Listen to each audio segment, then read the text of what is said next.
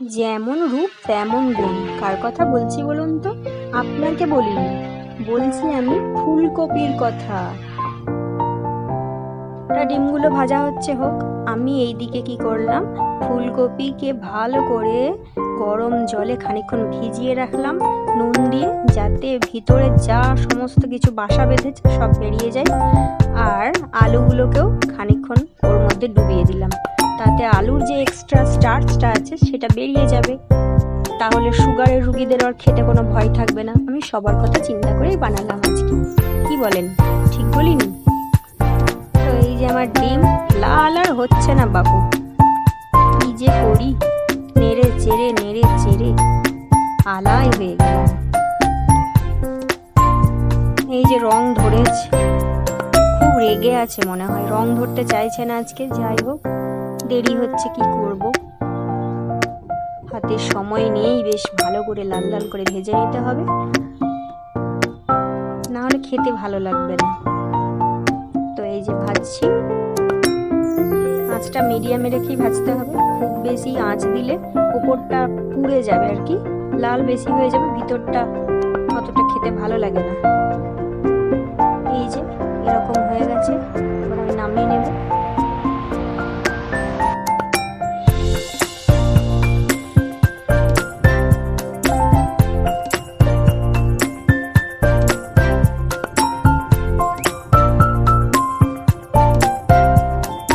ডিম ঢেকে খেতে ভালোবাসেন?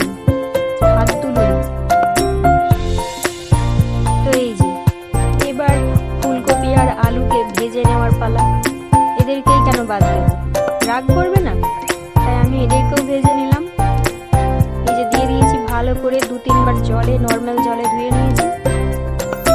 এইবার দিয়ে ভাজবো ভালো করে।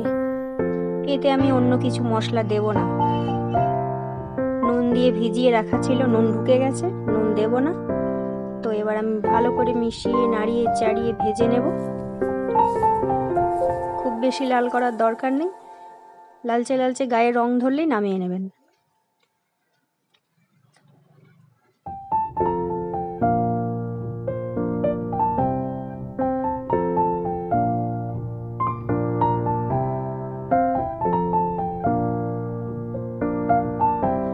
ব্যাস হয়ে গেছে ভাজা। এইবার একটা হাঁড়িতে পরিমাণ মতো তেল দিয়ে দিয়েছি। আমরা বাপু জিরে টিরে ফোড়ন দিই না, আমরা মুসলিম, তাই আমরা দিই না। আমরা আদা রসুন সব কিছু দিয়ে, সব মশলা দিয়ে ভালো করে জম্পেশ করে খাওয়া দাওয়া করি। তাই এই যে হাঁড়িতে আমি তেল দিয়ে দেব। না, আমি কাউকে খারাপ কিছু বলছি না, যারা জিরে খায় বলে, তাদের যাদের যেটা পছন্দ আর কি, তারা সেটাই খাবে। আমাকে মাফ করে দেবেন যদি কিছু খুব বলে থাকি। তো এই যে হাঁড়িতে আমি তেল দিয়ে দিয়েছি, এতে পরিমাণ মতো পেঁয়াজ কুচি দিয়ে দেবো।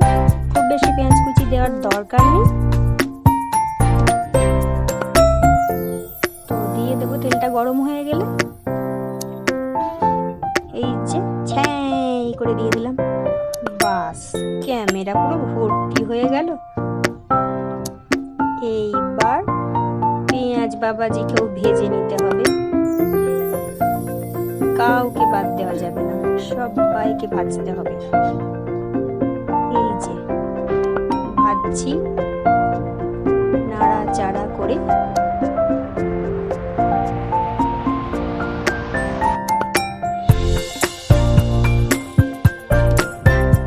একটু ভাজা হয়ে গেলেই একটা তেজপাতা ছিঁড়ে দিয়ে দেবো।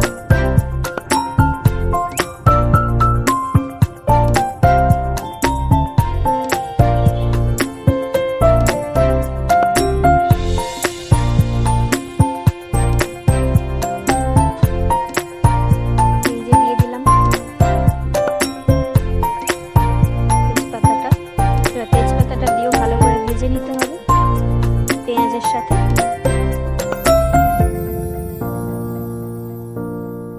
পেঁয়াজটা যাতে পুড়ে না যায়, আমি একটু জল দিয়ে দিলাম। এবার এতে পরিমাণ মতো আদা রসুন বাটা দেবো, বেশি দেওয়ার দরকার নেই।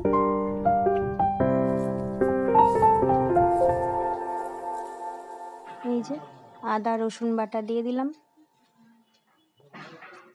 আদা রসুনটা একটু নাড়াচাড়া করে 2 মিনিট তারপরে হলুদ গুঁড়ো, লঙ্কার গুঁড়ো, ধনে গুঁড়ো, জিরে গুঁড়ো। কাশ্মীরি লঙ্কার গুঁড়ো আর কাশ্মীরে যেতে পারলাম না, তাই দিলাম না।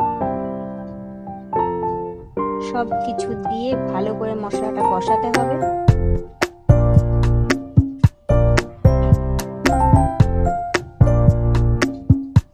এই যে দিয়ে দিচ্ছি। এটা ছাড়া রান্না আমাদের অসম্পূর্ণ। এই তো একদম কালারফুল করে দেবে না। এই যে আমার মশলার ডাব্বা। এই যে ধনে গুঁড়ো দিলাম, আর একটু দেবো ধনে গুঁড়ো। দিচ্ছি দিচ্ছি দিচ্ছি দিচ্ছি, এই দিলাম। ব্যাস, এবার জিরে গুঁড়ো দিচ্ছি। জিরে গুঁড়ো দিয়ে দিলাম।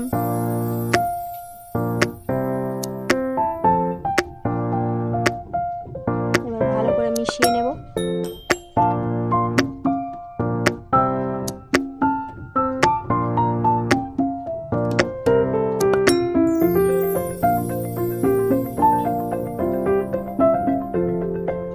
এই যে লঙ্কার গুঁড়ো দিচ্ছি, এবার আমি এই যে দিয়ে দিয়েছি। লঙ্কার গুঁড়োটাও মিশিয়ে নেব। এবার ভালো করে মশলাটা কষাতে হবে, না কষালে কিন্তু ভালো লাগবে না। যত ভালো করে কষাবেন তরকারির স্বাদ ততই বাড়বে।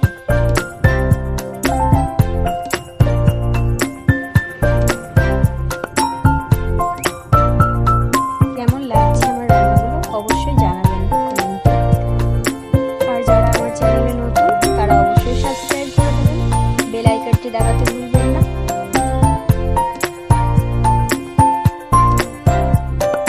এই যে মশলাটা ভালো করে কষিয়ে নিচ্ছি।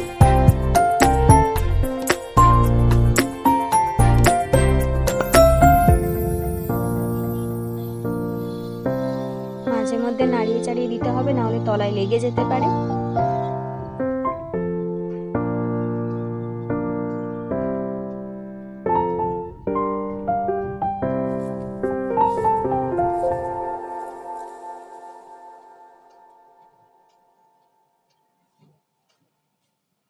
আমি আর একটু জল দেব, আরো একটু কষাতে হবে।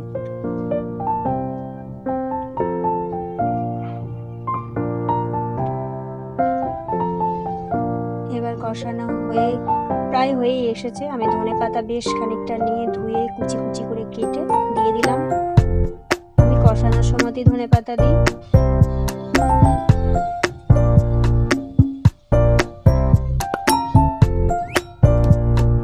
এবার আলু, ফুলকপি যেগুলো ভেজে রেখেছিলাম দিয়ে দিলাম।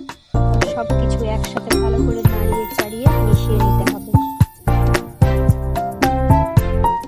আস্তে আস্তে মেশাবেন, না হলে ফুলকপি আবার ঘেঁটে ঘ হয়ে যাবে। খুব সুন্দর খেতে হয়েছিল। আপনারাও এইভাবেই বানাবেন, খুব ভালো হবে খেতে।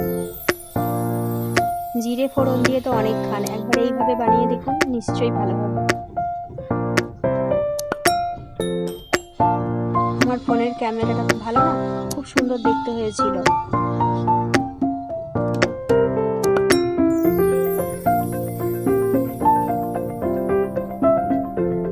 এই যে আলু ফুলকপি বেশ খানিকক্ষণ কষানোর পরে একটা টমেটো আমি ছোট সাইজের কেটে দিয়ে দিলাম। আমার ভালো লাগে ফুলকপিতে টমেটো দিলে। এই পর্যায়ে আমি এসে দেখছি নুন দিতেই ভুলে গেছি, তবে নুন দিয়ে দিলাম।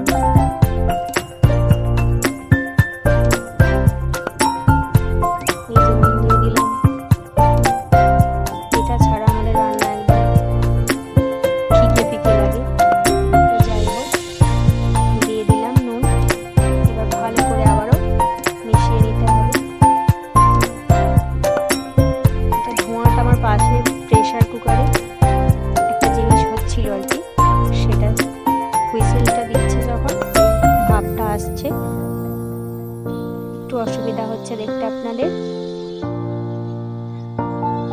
বুঝতেই পারছি, কিছু মনে করবেন না প্লিজ। তো এই যে তেল জমিছে কেমন দেখতেই পাচ্ছেন।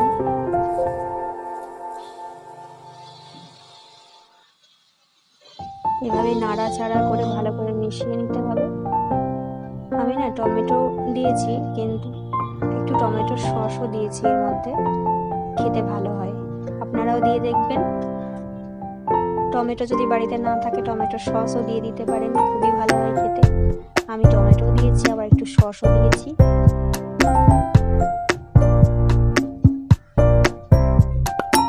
তো এই যে দিচ্ছি, এক হাতে হচ্ছে না, ক্যামেরাটাকে নামিয়ে দিলাম।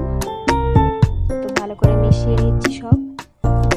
ফুলকপিটা না একটু ঘেঁটে গিয়েছিল আমার, কি করবো বলুন।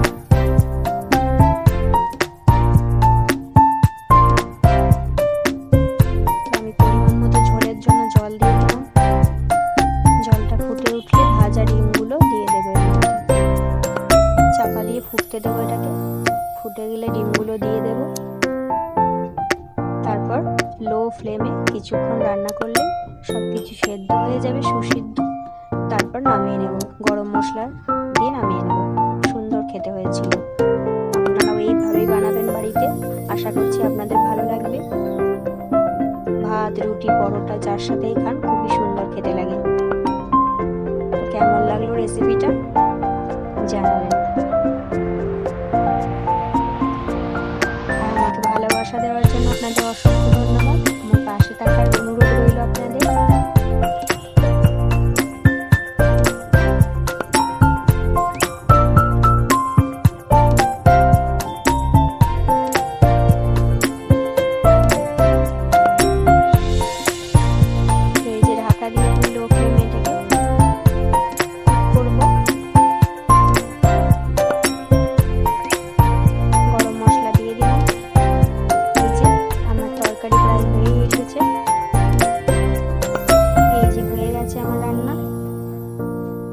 সুন্দর ঘ্রাণ বেরোচ্ছিল, কি বলবো আপনাদের। আজকের মতো আসছি, বিদায় নিলাম।